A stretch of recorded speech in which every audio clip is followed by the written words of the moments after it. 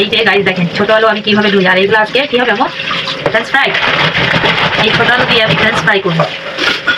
তো আলু ধোয়ার পদ্ধতি দেখেন, এই যে ছোট আলুর ছোলাগুলো উঠতেছে না, তো আমি এইভাবে কিছু অনেক কষ্ট করছি ফ্রেঞ্চ ফ্রাই খাওয়ার জন্য। অবশ্যই কেটে সাইজ করে চিকন চিকন করে খাইলে কিন্তু হয়, কিন্তু আমি একটু আজকে অন্যরকম ভাবে ফ্রেঞ্চ ফ্রাই। হ্যাঁ,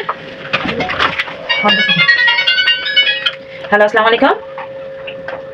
জি জি জি জি জি জি বলেন। জি জি জি জি জি জি জি আচ্ছা আচ্ছা আচ্ছা ঠিক আছে, ওয়ালাইকুম আসসালাম। আসলে কাজের মধ্যে যদি ফোন আসে তাহলে মেজাজটা গরম হয়ে যায়।